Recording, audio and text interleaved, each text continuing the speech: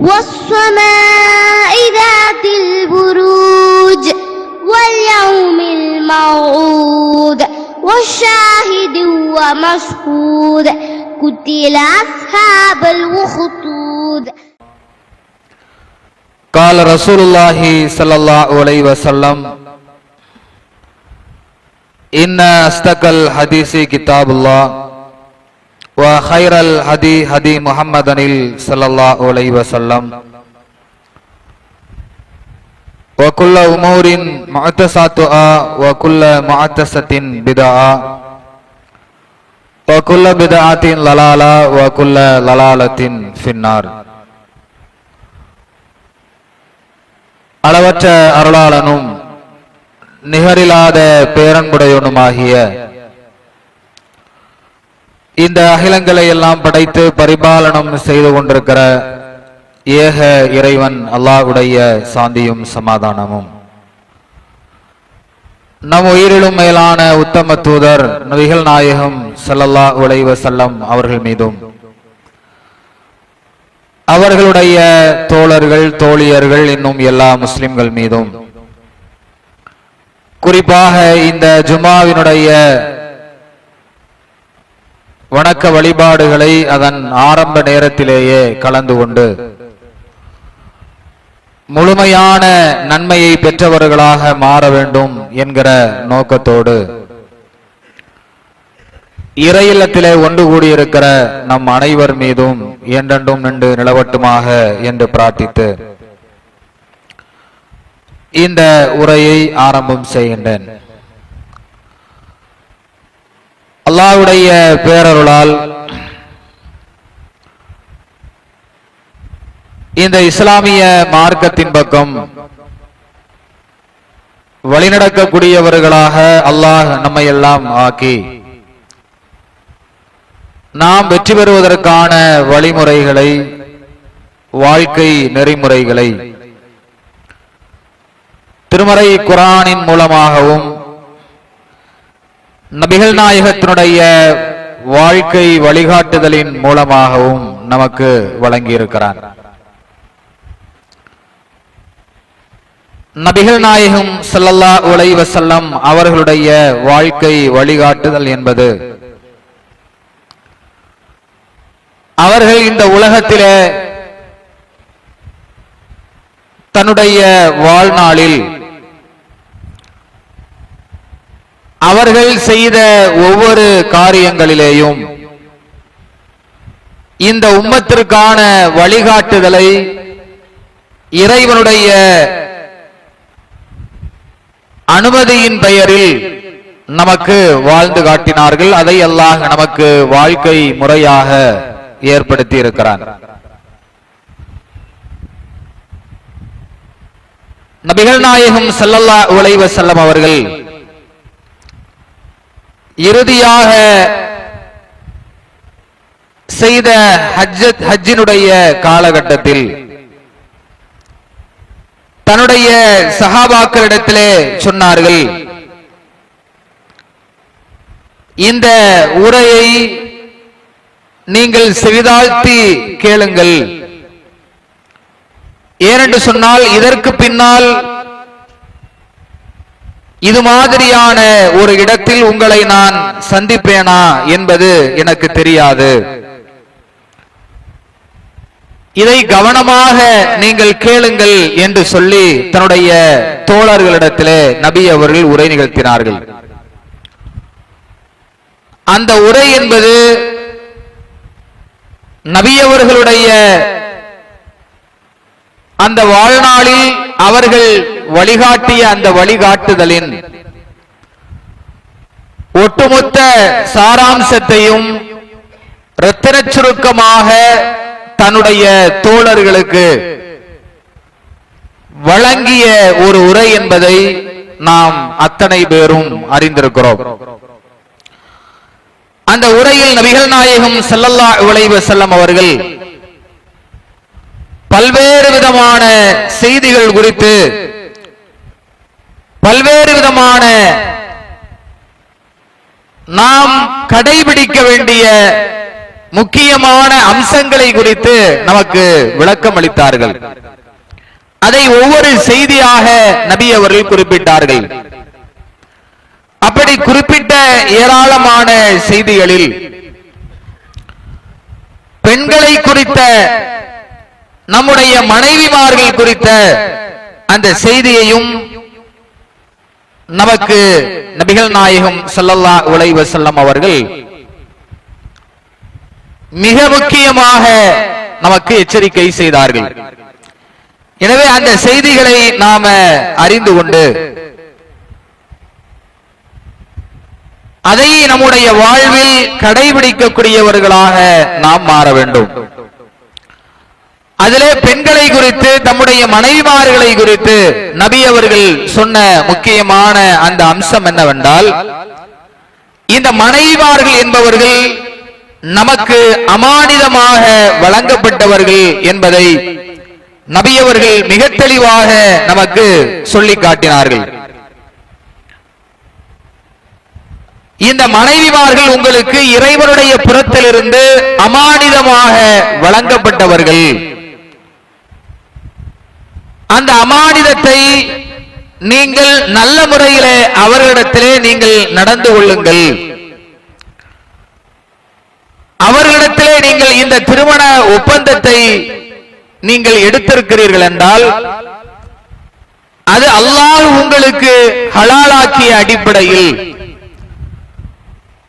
அவருடைய கற்பை நீங்கள் பயன்படுத்துகிறீர்கள் என்றால் இது இறைவனால் உங்களுக்கு வழங்கப்பட்டிருக்கிற ஒரு அனுமதியை தவிர அதை தாண்டி வேறு ஒன்றும் உங்களுக்கு கிடையாது. எனவே இந்த பெண்கள் விஷயத்தில், உங்களுடைய மனைவிமார்கள் விஷயத்துல நீங்கள் என்ன செய்யுங்க, சரியாக நீங்கள் நடந்து கொள்ளுங்கள் அப்படிங்கிற அந்த உபதேசத்தை நமக்கு நபி அவர்கள் ஹஜ்ஜத்துல் விதாவில் நமக்கு ஏற்படுத்தினார்கள். அந்த ஹஜ்ஜத்துல் விதாவிலே அந்த மனைவிமார்களுக்கு நாம செய்ய வேண்டிய கடமைகள் குறித்தும் சொன்னார்கள். அந்த மனைவிமார்கள் ஒரு கணவனுக்கு செய்ய வேண்டிய அந்த கடமைகளை குறித்தும் நபி அவர்கள் இரண்டு பேருக்குமான உபதேசத்தை சொன்னார்கள். அதில் ஒரு கணவன் அவனுக்கு செய்ய வேண்டிய, மனைவி செய்ய வேண்டிய கடமைகள் குறித்தும், மனைவி கணவனுக்கு செய்ய வேண்டிய கடமைகள் குறித்தும் சுருக்கமாக அந்த சொன்ன அந்த காரியத்தை தன்னுடைய வாழ்நாளில் நபி அவர்கள் வாழ்ந்து காட்டினார்கள். அதுதான் அந்த உரையினுடைய சாராம்சம். நபி அவர்கள் ஒட்டுமொத்தமாக இந்த மனித சமுதாயத்திற்கு, தன்னுடைய உம்மத்திற்கு அவர்கள் சொன்ன அந்த ரத்தின சுருக்கமான செய்தி என்பது நபி அவருடைய வாழ்க்கையின் முழுமையினுடைய ஒரு முக்கிய அம்சத்தை தான் சொல்லி தந்தார்கள். பெண்கள் உங்களுடைய அமானிதம், நீங்க அவரிடத்திலே நல்ல விதத்திலே நடந்து கொள்ளுங்கள், அது உங்களுக்கு அமானிதமாக ஒப்படைக்கப்பட்டிருக்கிறது என்று சொன்னார்கள். என்றால் முதலில் அமானிதம் என்றால் என்ன என்பதை நாம புரிந்து கொள்ள வேண்டும்.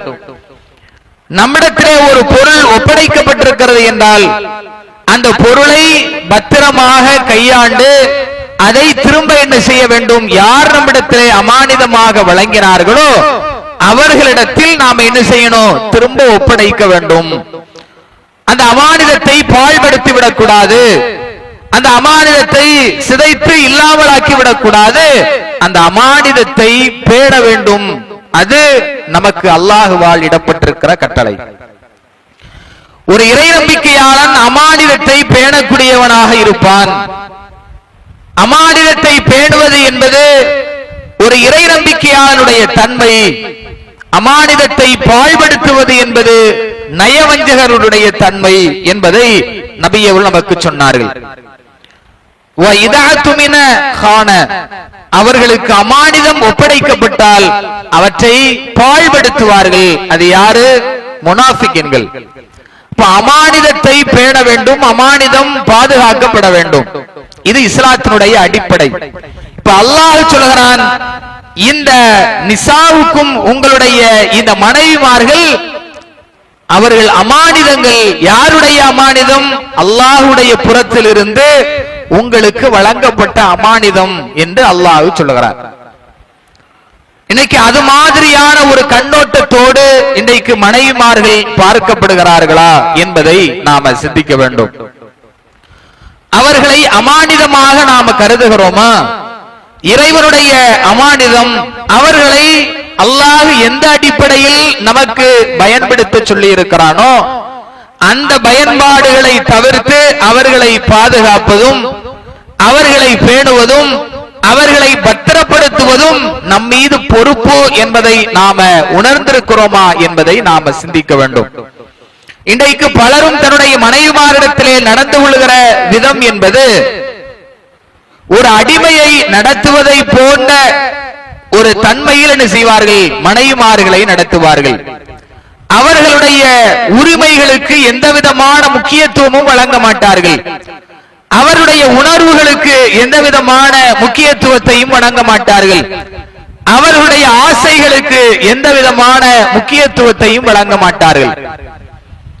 யாருக்கும் எதற்கும் முக்கியத்துவம் வழங்கக்கூடியவர்கள் தன்னுடைய மனைவி விஷயத்திலே முக்கியத்துவத்தை வழங்காதவர்களாக நாம பார்க்கலாம். அவர்களை அடிமைகளாக நடத்தக்கூடியவர்களாக நாம பார்க்கலாம். ஆனால் நபிகள் நாயகம் ஸல்லல்லாஹு அலைஹி வஸல்லம் அவர்கள் எந்த ஹஜ்ஜத்துல் விதாவில் தன்னுடைய மனைவிமார்கள் குறித்து நபி அவர்கள் உபதேசம் செய்தார்களோ, போதனை செய்தார்களோ, அதே மனைவிமாருடைய விஷயத்தில் தன்னுடைய வாழ்நாளில் மிக அழகான வழிகாட்டுதலை இந்த உம்மத்திற்கு நபி அவர்கள் வழங்கி சென்றார்கள். இன்னைக்கு நாம ஒரு மனைவியைத்தான் நாம் நினைச்சிருக்கிறோம். இன்னைக்கு நாம திருமணம் முடித்திருக்கிறோம். ஆனால் நபிகள் நாயகம் ஸல்லல்லாஹு அலைஹி வஸல்லம் அவர்கள் தன்னுடைய வாழ்நாளில் பல இறை நம்பிக்கை கொண்டிருக்கிற பெண்களை மனைவிமார்களாக நபி அவர்கள் செய்தாங்க, மனைவிகளாக ஆக்கி கொண்டார்கள். அது அல்லாஹ்வுடைய புறத்தில் இருந்து அவர்களுக்கு வழங்கப்பட்ட அந்த அனுமதி. அதன் மூலமாக நபி அவர்கள் இந்த உம்மத்திற்கு எப்படி மனைவிமாரிடத்திலே நடந்து கொள்ள வேண்டும் என்கிற அந்த வழிகாட்டுதலை நமக்கு வழங்கி சென்றார்கள். இன்னைக்கு மனைவிமார்களை திட்டாத, மனைவிமார்களை அடிக்காத, மனைவிமாரிடத்திலே தரக்குறைவாக நடந்து கொள்ளாத மனிதர்கள் யாரு, முஸ்லிம்கள் யாரு என்று நம்மிடத்துல இப்போது கேட்டால் அதுல கையை தூக்குறதுல பல பேர் என்ன செய்ய மாட்டார், கையை தூக்க மாட்டாங்க. எல்லோரும் அதில் என்ன செஞ்சிருக்கிறோம்? இன்னைக்கு நாம அதிலே குறைவுடையவர்களாகத்தான் இருப்போம்.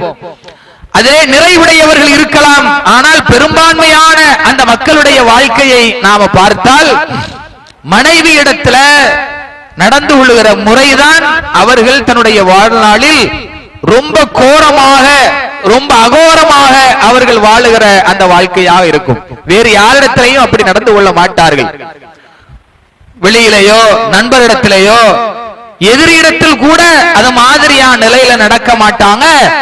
ஆனால் தன்னுடைய மனைவியிடத்திலே நடந்து கொள்கிற முறைகளை நாம சிந்தித்து பார்த்தால் இப்படி எல்லாம் நாம நடந்திருக்கிறோமே, இப்படி எல்லாம் பேசி இருக்கிறோமே. கொஞ்சம் முன்னாடி நெருங்கி வாங்க, மக்கள் வரும் பொழுது கொஞ்சம் முன்னாடி தள்ளி வாங்க. இது மாதிரி நடந்திருக்கிறோமே என்று நாம என்ன செய்வோம்? நம்முடைய சிந்தனையில் சிந்தித்து பார்த்தால் மனைவிமாருடைய விஷயத்துல அவ்வளவு பெரிய கடுகடுப்பான அந்த தன்மைகளில் நாம நடந்திருக்க கூடும். ஆனால் நபி அவர்கள் எந்த மனைவியிடத்திலையும் அப்படி நடக்கல. எந்த மனைவியையும் தரைக்குறைவாக ரசூலுல்லாஹ் பேசவில்லை, எந்த மனைவியையும் அடிக்கவில்லை, கடிந்து கொள்ளவில்லை. அப்படிப்பட்ட ஒரு முறை நபிகள் நாயகம் ஸல்லல்லாஹு அலைஹி வஸல்லம் அவருடைய வாழ்க்கையில் நிகழ்ந்ததாக எந்த ஒரு செய்தியும் நமக்கு கிடைக்கல. ஒரு கட்டத்தில் ஆயிஷா ரலியல்லாஹு அன்ஹா மீது அவதூறு பரப்பப்பட்ட காலத்தில் கூட நபி அவர்கள் தன்னுடைய மனைவியை பார்த்து சொன்னார்கள், ஆயிஷாவே அல்லாஹ்வை அஞ்சிக்கொள் அப்படின்னாங்க. அல்லாஹ்விடத்திலே பாவ மன்னிப்பு தேடிக்கொள் என்று சொன்னார்கள். அதை தாண்டி வேறு எந்த வார்த்தையும் நபிகள் நாயகம் பயன்படுத்தல. ஆனால் நாம் இன்னைக்கு நம்முடைய மனைவியிடத்துல எவ்வளவு கடுமையான வார்த்தைகளை நாம் பயன்படுத்துகிறோம், எவ்வளவு கடுமையான பிரச்சனைகளை எல்லாம் மனைவிமாருடைய விஷயத்துல நாம உண்டாக்குறோம். இன்னைக்கு மனைவிமார்களை பொருந்திக் கொள்ளாத தன்மை என்பது இன்னைக்கு அதிகரித்திருக்கிறது. அந்த அதிகரித்திருக்கிற தன்மை என்பது ஏதோ 50 ஆண்டுகள் வாழ்ந்து 60 ஆண்டுகள் வாழ்கிற அந்த நிலையில் அல்ல. அந்த நிலையிலே இன்றைக்கு இருந்தாலும் ஆரம்ப கட்டத்தில் கூட இன்னைக்கு மனைவிமார்களை பொருந்திக் கொள்ளாத தன்மை என்பது இன்னைக்கு அதிகமாக இருக்கிறது. அதற்கான காரணம் என்னவென்றால், இந்த மனைவிமார்களிடத்துல எப்படி நடந்து கொள்ள வேண்டும், மனைவிமார்கள் எப்படி இருப்பார்கள், மார்க்க அடிப்படையில் நாம திருமணம் முடிக்க போகிறோம் என்றால் எப்படிப்பட்ட நிலையில் மனைவிமார்களை எதிர்பார்க்கணும், அவரிடத்துல நாம எப்படி நடக்கணும் என்கிற இஸ்லாத்தினுடைய அந்த அடிப்படைகளை எல்லாம் புரிந்து கொள்ளாமல் தான் இன்னைக்கு என்ன செய்யப்படுகிறது. இன்னைக்கு குடும்ப உறவுக்குள்ளால் ஒரு கணவனும் மனைவியும் தன்னுடைய அந்த துவக்கத்தை ஆரம்பிக்கிறார்கள், வாழ்க்கையின் துவக்கத்தை ஆரம்பிக்கிறாங்க. அதனுடைய வெளிப்பாடுதான் சகிப்புத்தன்மை இல்லாமல் சின்ன சின்ன காரணங்களுக்காகவெல்லாம் இன்னைக்கு என்ன செய்யப்படுகிறது, மனைவியிடத்துல கடுமையாக நடந்து கொள்ளுகிற தன்மை ஏற்படுகிறது. ஒரு மனைவியை எந்த நேரத்திலே நாம வெறுக்க வேண்டும் என்று சொன்னால், அவர்கள் வெளிப்படையாக பாவமான காரியத்துல விபச்சாரம் போன்ற அந்த பாவத்திலே ஈடுபட்டு விட்டால் அல்லாஹ் திருமறை குர்ஆனிலே சொல்கிறான், அவங்களை என்ன செய்யுடைய படுக்கையில் இருந்து அவர்களை தள்ளி வைங்க, அவர்களுக்கு உபதேசம் செய்யுங்கள். அப்பவும் அவங்க கேட்கலையா, அவர்களை நீங்க அடியுங்க. அந்த அடி என்பது அது எப்படி காயம் ஏற்படுத்துறது மாதிரி அல்ல, அவர்கள் திருந்துவதை போன்ற அந்த ஒரு நிலையை உருவாக்குவதற்காக நீங்க என்ன செய்யலாம், அவங்களை அடிக்கலாம். அவர்கள் திருந்து விட்டால் அதற்கு பிறகு அவர்கள் விஷயத்துல நீங்கள் எந்த விதமான ஒரு தவறான பாதையும் நீங்க தேர்ந்தெடுக்க கூடாது அப்படின்னு அல்லாஹ் சொல்கிறார். ஆனால் இன்னைக்கு ஒரு பெண் அவளை வேண்டாம் என்று சொல்வதற்கான காரணங்களை இன்னைக்கு நாம பார்த்தால் ஒரு காரணமுமே இருக்காது. எதற்காக உன் மனைவி வேண்டான்னு சொல்ற அப்படின்னு கேட்கறதுக்கான பதில் எப்படி வைத்திருக்கிறார்கள், ஒரு எதுவுமே ஒரு நிலையான ஒரு காரணம் இல்லாமல் அவ எப்ப பார்த்தாலும் வேலை செய்யாம தூங்கிட்டு இருக்கிறா, என்னோட குடும்பத்தாரோடு அவளுக்கு என்ன இல்ல, ஒரு தொடர்பு இல்ல, அவர்களை அனுசரித்து போகல, இப்படிங்கிற ஒரு காரணமாக இன்னைக்கு சொல்லிக்கொண்டு தன்னுடைய குடும்ப வாழ்க்கையை முறிப்பதற்கான அந்த காரணங்களை இன்னைக்கு சொல்லிக் கொண்டிருக்கிறார்கள். ஆனால் நபிகள் நாயகம் ஸல்லல்லாஹு அலைஹி வஸல்லம் அவர்கள் தன்னுடைய மனைவிமாரிடத்திலே அவர்கள் எப்படி நடந்து கொண்டார்கள், அவர்களுக்கு உண்டான உரிமையை எப்படி வழங்கினார்கள், அவர்களை எந்த விதத்திலே வழிநடத்தினார்கள் என்கிற அந்த காரியங்களை எல்லாம் நாம பார்க்க வேண்டும். முதல்ல தன்னுடைய மனைவிமார்களோடு அன்பாக நடந்து கொள்ளக்கூடியவர்களாக நபிகள் நாயகம் இருந்தாங்க. அவரிடத்திலே நளினமாக நடந்து கொள்ளக்கூடியவர்களாக இருந்தார்கள். நபி அவர்கள் இந்த உபதேசத்தை தன்னுடைய சமுதாயத்திற்கு சொன்னார்கள் என்றால் அதை தன்னுடைய வாழ்க்கையில முதல்ல நபிகள் நாயகம் செய்து காட்டினாங்க.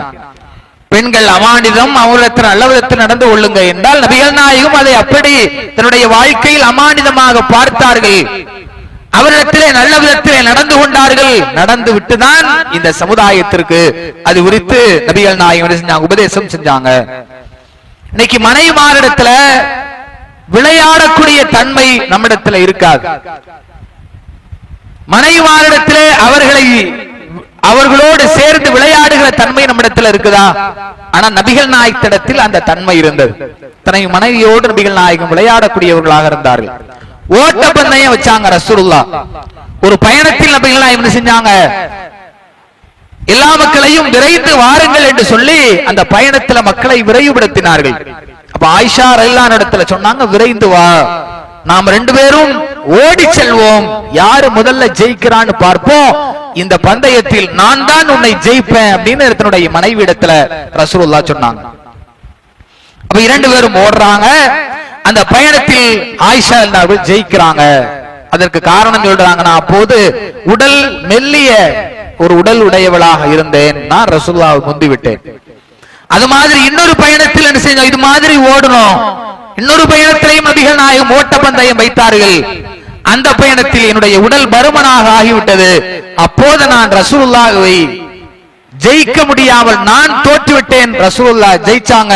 அப்ப ரசூலுல்லாஹ் சொன்னாங்க, வஹுவ யல்ஹகு, நபிகள் நாயகம் சிரித்துக் கொண்டே சொன்னார்கள், ஹாதிஹி பித்தில்க, இப்போது இருக்கிற இந்த வெற்றி அப்போது அந்த வெற்றிக்கு சமமாகிவிட்டது. நீ அன்னைக்கு என்னை ஜெயித்தாய், இன்னைக்கு நான் உன்னை ஜெயித்து விட்டேன், ரெண்டும் சமமாகிவிட்டது என்று சொன்னார்கள். இன்னைக்கு மனைவிமாரிடத்துல விளையாட முடியுமா நம்மளால? அந்த தன்மை எல்லாம் நம்மிடத்துல இருக்காது. அப்ப அதுவெல்லாம் இன்னைக்கு இல்லாத ஒரு நிலையாக நம்முடைய வாழ்க்கையில் அது போய் கொண்டிருக்கிறது. நபிகள் நாயகம் ஸல்லல்லாஹு அலைஹி வஸல்லம் அவர்கள் தன்னுடைய மனைவிமாருடைய ஆசைகளை நிறைவேற்றக்கூடியவர்களாக இருந்தார்கள்.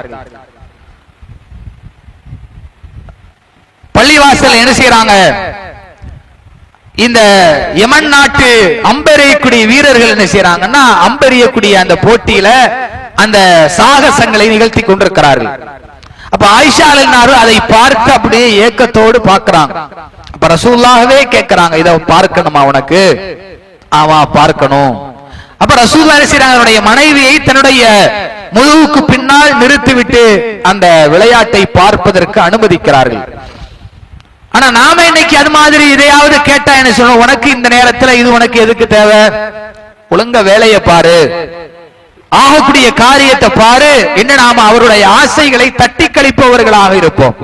ஆனால் நபி அவர்கள் செஞ்சாங்க, அவருடைய ஆசைகளை நிறைவேற்றி கொடுக்கக்கூடியவர்களாக இருந்தார்கள். அவருடைய உணர்வுகளை நபிகள் நாயகம் புரிந்து கொள்ளக்கூடியவர்களாக, மதிப்பளிக்கக்கூடியவர்களாக இருந்தார்கள். இன்னைக்கு மனைவிதாரர்களை பற்றி நாம என்ன தெரிஞ்சு வச்சிருக்கிறோம் அப்படின்னு பார்த்தால், பல ஆண்கள் செய்ய மாட்டாங்க, மனைவிமார்களை பற்றி புரிந்து கொள்ளாதவர்களாகத்தான் வாழ்வார்கள். ஆனா ரசூலுல்லாஹ் தன்னுடைய மனைவியை புரிந்து கொண்டவர்களாக வாழ்ந்தார்கள். ஒரு சின்ன சின்ன விஷயங்களை கூட புரிந்து கொண்டு அதை தன்னுடைய மனைவிடத்துல சொன்னாங்க, உன்னை நான் புரிந்திருக்கிறேன். எப்படி புரிஞ்சிருக்கிறீங்க? நீ எப்படி கோபத்தில் இருக்கிறியா அல்லது சந்தோஷமா இருக்கிறியா அப்படிங்கறத நான் கண்டுபிடிச்சிருவேன் அப்படின்னு மனைவி இடத்துல ரசூலுல்லாஹ் சொன்னாங்க. எப்படி கண்டுபிடிப்பீங்க? நீ கோபத்துல இருந்தால் நீ ஆணையிடும் பொழுது எப்படி ஆணையிடுவாய் என்றால், இப்ராஹிம் அலைஹிஸ்ஸலாம் அவர்களுடைய அந்த இறைவன் மீது சத்தியமாக என்று நீ ஆணையிடுவாய். அதே நீ என் மீது கோபம் இல்லாத நிலையில் நீ இருந்தால் நீ முகம்மதுடைய இறைவன் மீது சத்தியமாக என்று நீ ஆணையிடுவாய் அப்படின்னு தன்னுடைய மனைவிடத்துல ரசூலுல்லாஹ் சொல்றாங்க.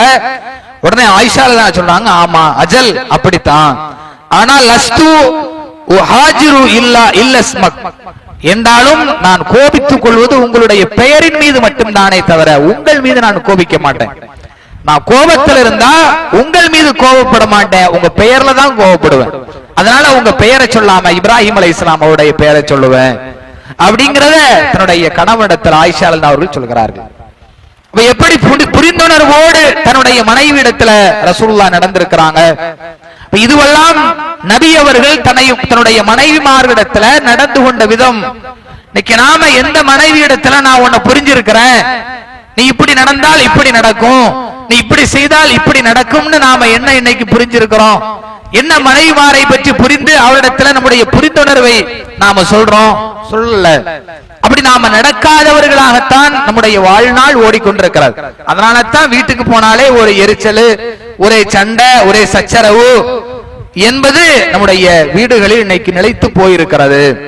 ஆனால் அல்லாஹ் என்ன சொல்கிறான், ஓமின் ஆயாத்தில்லாஹி அன் ஹலக்கலக்கும் மின் அன்ஃபுசிக்கும் அஸ்வாஜா, அல்லாஹ்வுடைய அத்தாட்சிகளில் இருந்து உள்ளதுதான் உங்களில் இருந்தே உங்களுடைய மனைவி ஏற்படுத்தியது, லிதஸ்குனு இலைக்கும், நீங்கள் அவரிடத்திலே அமைதி பெற வேண்டும் என்பதற்காக, நிம்மதி அடைய வேண்டும் என்பதற்காக உங்களில் இருந்து அல்லாஹ் உங்களுடைய மனைவியை ஏற்படுத்தி இருப்பது ஒமின் ஆயாத்திஹி, அல்லாஹ்வுடைய அத்தாட்சிகளில் உள்ளது என்று அல்லாஹ் திருமறை குர்ஆனில் அதை தன்னுடைய அத்தாட்சி என்று சொல்லுகிறான்.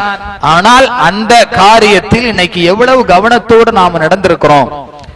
அவரிடத்திலே அமைதி பெற வேண்டும், அந்த இல்லம் நிம்மதியடைய வேண்டும், அதற்குத்தான் கணவன் மனைவி என்கிற ஒரு கட்டமைப்பை உருவாக்கி இருக்கிறோம். அந்த கட்டமைப்பு அல்லாஹ்வுடைய அத்தாட்சி, இறைவன் இருக்கிறான் என்பதற்கான சாட்சி என்று அல்லாஹ் சொல்லுகிறான் என்றால் அந்த விஷயத்தில் நாம எவ்வளவு கவனமாக நாம நடக்கணும், எவ்வளவு கவனத்தோடு அந்த அத்தாட்சியை நாம பார்க்க வேண்டும். இன்னைக்கு நம்முடைய வீடுகள்ல அமைதி இல்லை என்றால், நிம்மதி இல்லை என்றால், கணவன் மனைவிக்கிடையிலே பிரச்சனை என்றால் அல்லாஹ்வுடைய அத்தாட்சி அங்கே பாழ்படுத்தப்படுகிறது. அதை புரிந்து கொள்ளாமல் தான் நம்முடைய வாழ்வு இருக்கிறது. அதனால் அதை சீர்படுத்தணும். அதற்கான நிலை உருவாகுவதற்கான அந்த நிலைகளை நாம் மாற்ற வேண்டும். எப்போதும் ஒரே மாதிரியான அந்த வாழ்க்கையில நம்முடைய நிலை இருக்கக்கூடாது என்பதை நாம புரிந்து கொள்ள வேண்டும். ஸல்லல்லாஹு அலைஹி வஸல்லம் அவர்கள், அவருக்கு பக்கத்துல ஒரு அண்டை வீட்டுக்காரர் இருக்கிறார். அவர் ஒரு நாள் உணவு சமைத்து விட்டு வந்து ரசூலுல்லாஹ்வை கூப்பிடுறார், வாங்க சாப்பிட போலாம், என்னுடைய வீட்டுக்கு வாங்கன்னு கூப்பிடுறார். பக்கத்துல ஆயிஷா ரலியல்லாஹு அன்ஹா இருக்கிறார்கள், பசியோடு இருக்கிறார்கள். இப்ப ரசூலுல்லாஹ் சொல்றாங்க, ஆயிஷா அவர்களை கை காட்டி அவர்களுக்கும் உணவு இருக்குதா அப்படின்னு கேட்கிறாங்க. அவரு சொல்றாரு, இல்ல உங்களுக்கு மட்டும்தான் இருக்குது. அப்படி என்றால் நான் வரவில்லை அப்படின்னு ரசூலுல்லாஹ் மறுத்துறாங்க. மனைவி என்ன செய்றாங்க, பசியோடு இருக்கிறாங்க, அவர்களுக்கும் உணவு உண்ண வேண்டும் என்கிற ஆசை இருக்கிறது. ஒருவர் நம்மை மட்டும் அணைக்கிறார் என்றால் நாம எப்படி போறது? அந்த மனைவியுடைய அந்த உணர்வை புரிந்து கொள்ள வேண்டாமா? ரசூலுல்லாஹ் வேணான்றாங்க. அவர் திரும்பியும் வந்து கூப்பிடுறாரு. ரசூலுல்லாஹ் கேட்கறாங்க, அவங்களுக்கு உணவு இருக்குதா? இல்ல, அப்ப நான் வரல அப்படின்றாங்க. மூணாவது முறையும் வந்து கூப்பிடுறாரு, வாங்க சாப்பிடலாம்னு கூப்பிடுறாரு. அவர் விடுறது மாதிரி தெரியல. இப்ப ரசூலுல்லாஹ் மூன்றாவது முறையும் சொன்னார்கள், அவங்களுக்கு உணவு இருக்குதா? அப்புறம் சொல்றாரு, ஆமா இருக்குது, வாங்க. இப்ப ரசூலுல்லாஹ் முன்னாடி போறாங்க, பின்னாடி ஆயிஷா ரலியல்லாஹு அவர்கள் செல்கிறார்கள். போய் அந்த உணவு என்ன செய்யப்படுகிறது, அவர்களுக்கு பரிமாறப்படுகிறது. இதை ஆயிஷா ரலியல்லாஹு அன்ஹா அறிவிக்கிறாங்க. எப்படி மனைவியை புரிந்து கொள்ளக்கூடியவர்களாக, அவர்களுக்கு முக்கியத்துவம் வழங்கக்கூடியவர்களாக, அவருடைய தேவைகளை நிறைவேற்றக்கூடிய ஒரு கணவனாக நாம இருக்க வேண்டும் என்பதை இந்த செய்தியில் இருந்து நாம புரிந்து கொள்ள முடியும். இன்னைக்கு நிலைமை என்ன? ஒருத்தர் விருந்துக்கு கூப்பிடுறார், குடும்பத்தோடு கூப்பிட்டால் நாம என்ன செய்ய மாட்டோம், குடும்பத்தோடு போக மாட்டோம், நான் மட்டும் போவோம். அவங்களெல்லாம் வர முடியாது, நான் மட்டும் வர்றேன். அதை நாம் தனியாக செல்வதற்குத்தான் இன்னைக்கு அதிகமான பேர் ஆசைப்படுவார்கள். ஏன்? அங்க போய் கொஞ்சம் நிம்மதியாக இருக்கலாம், நிம்மதியாக சாப்பிடலாம் அப்படின்னா, மனைவி இல்லாமல் போனால்தான் நிம்மதி, மனைவி இல்லாமல் செல்வதுதான் நமக்கு நல்லது அப்படிங்கிறது மாதிரி நடக்கக்கூடிய நிலையில் இன்னைக்கு நம்முடைய அந்த செயல்பாடுகள் அமைந்திருப்பதை நாம பார்க்கிறோம். ஆனா ரசூலுல்லாஹ் தன்னுடைய மனைவிக்கு முக்கியத்துவம் கொடுத்தாங்க. எனக்கு உணவு இருக்குன்னு கூப்பிடுறீங்க, என் மனைவிக்கு இருக்குதா? அவர்களுக்கு உரிமை உண்டா? அப்படி என்றால் நான் வர்றேன், இல்லையா நான் வரவில்லை. அப்ப அந்த இடத்துல அந்த உறவு என்பது எப்படிப்பட்ட ஒரு நிலையில இருக்கும் என்பதை நாம கவனிக்க வேண்டும். இப்படி ஒவ்வொரு கட்டத்திலேயும் தன்னுடைய மனைவிமார்களுக்கு உண்டான கடமையை, அவர்களுக்குண்டான உரிமையை, அவர்களுக்கான ஆசைகளை எல்லாம் நபிகள் நாயகம் நிறைவேற்றக்கூடியவர்களாக இருந்தார்கள். ஆயிஷா ரலியல்லாஹு அன்ஹா அவர்கள் ஒரு பெருநாளுடைய தினத்துல தன்னுடைய தோழிகளோடு தஃபை வைத்து அடித்து விளையாடி கொண்டிருக்கிறார்கள். ரசூலுல்லாஹ் உள்ள வர்றாங்க. அபூபக்கர் ரலியல்லாஹு அன்ஹு அவர்கள் அதை வெறுக்கிறார்கள். அந்த இரண்டு சிறுமிகளையும் விரட்டுறாங்க. அப்ப ரசூலுல்லாஹ் தடுத்தாங்க, வேண்டாம், அவர்களை விரட்டாதீங்க, இன்றைக்கு பெருநாள், இந்த கொண்டாட்டம் ஒவ்வொருவருக்கும் ஒரு கொண்டாட்டம் இருக்குது, இன்னைக்கு அல்லாஹ் நமக்கு இதை கொண்டாட்டமாக ஆக்கி இருக்கிறான், அதனால அவங்களை விரட்டாதீங்க அப்படின்னா. மனைவி அந்த தோழிகளோடு விளையாடி கொண்டிருக்கிறார்கள். அதை என்ன செஞ்சாங்க, ரசூலுல்லாஹ் அதை ஆமோதித்தார்கள், அதற்கு அவங்களுடைய ஆசை நிறைவேற்றி கொடுத்தார்கள். இப்படி மனைவிமாரிடத்துல நடந்து கொள்ளுகிற முறைகளை நபிகள் நாயகம் பல கட்டத்திலே நமக்கு என்ன செஞ்சாங்க, அவருடைய வாழ்க்கையின் மூலமாக வாழ்ந்து காட்டினார்கள். அமானிதமாக தன்னுடைய மனைவிமார்களை நடத்தினார்கள். அதன் மூலமாக இந்த சமுதாயத்திற்கு வழிகாட்டினாங்க. அதைத்தான் இந்த இறுதி பேருரையில் பெண்கள் குறித்து நமக்கு ரசூலுல்லாஹ் எச்சரிக்கையாக, அவர்கள் உங்களுடைய அமானிதம் என்பதை புரிந்து கொள்வதற்கான ஒரு எச்சரிக்கையை சொன்னார்கள். எனவே நாம இப்போது புரிந்து கொள்ள வேண்டியது என்னவென்றால், அல்லாஹ் நமக்கு மனைவிமார்களை தந்திருக்கிறான் என்றால் அது அல்லாஹ்வுடைய புறத்தில் இருந்து அமானிதமாக நமக்கு வழங்கப்பட்டது. அதுதான் தெளிவான ஒரு செய்தி. இறைவன் அந்த பெண்களை உங்களுக்கு வழங்கி இருக்கிறான். நீங்க இந்த திருமண ஒப்பந்தத்தின் மூலமாக இவங்களை நீங்க ஹலாலாக்கி கொள்ளுங்கள், அவங்கள நான் உங்களுக்கு ஒப்படைச்சிருக்கிறேன். திரும்ப அல்லாஹ் இது குறித்து மறுமையில் உங்களிடத்துல கேட்பான், உங்களிடத்திலே விசாரிப்பான், உங்களுடைய இந்த அமானிதத்தை நீ எப்படி பாதுகாத்தாய், இந்த அமானித விஷயத்திலே உன்னுடைய தன்மை எப்படி இருந்தது, உன்னை இந்த பெண்ணை நிர்வகிக்கக்கூடியவனாக நான் மாற்றினேன். அர்ரிஜாலு கவ்வாமூன அலன் நிசா, இந்த ஆண்கள் பெண்களை நிர்வகிக்கக்கூடியவர்கள், அவர்களுக்கான பொறுப்பு இருக்குது.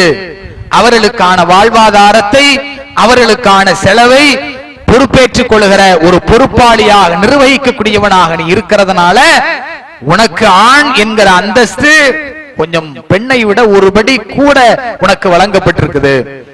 அப்ப அந்த அந்தஸ்தில் இருக்கக்கூடிய நீ உனக்கு வழங்கப்பட்ட அந்தஸ்தை அந்த பொறுப்பை நீ சரியாக பயன்படுத்துறியா என்பதை கவனிக்க வேண்டும். ரசூலுல்லாஹ் அந்த ஹஜ்ஜத்துல் விதாவுல பெண்களுக்கும் ஆண்களுக்குமான செய்தியை சொல்லும் பொழுது மனைவிக்கு கணவன் மீது இருக்கிற கடமை என்னவென்றால் அந்த கணவன் யாரை வெறுக்கிறானோ யாரை அவன் வெறுக்கிறானோ அவனை அவனுடைய அனுமதி இல்லாமல் நீ உன்னுடைய வீட்டுக்குள்ள அனுமதிக்க கூடாது.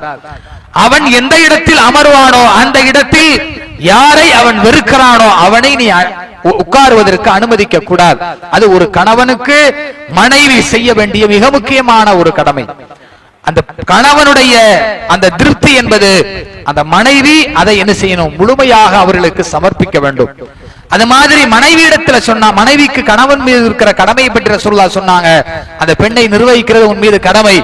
அவர்களுக்கு ஆடை அணிவிப்பதும் அவளுக்கு உணவு அணிவிப்பதும் அவளுக்கு இருப்பிடத்தை உறைவிடத்தை ஏற்படுத்துவதும் உங்கள் மீது கடமை என்று ரசூலுல்லாஹி ஸல்லல்லாஹு அலைஹி வஸல்லம் அவர்கள் இந்த ஹஜ்ஜத்துல் விதாவுல நமக்கு உரை நிகழ்த்தினார்கள். எனவே அதை புரிந்து கொண்டு நம்முடைய வாழ்க்கையில் அல்லாஹ்வால் வழங்கப்பட்ட அந்த அமானிதத்தை சீராக சிறப்பாக நடத்துவதற்கான வழிமுறைகளை நபியோருடைய வாழ்க்கையிலிருந்து பெற்று அதன் அடிப்படையிலே நடக்கிற மக்களாக நாம் ஆக வேண்டும் என்று கேட்டு என்னுடைய முதல் உரையை முடித்துக் கொள்கின்றேன். அஸ்ஸலாமு அலைக்கும் வரஹ்மத்துல்லாஹி.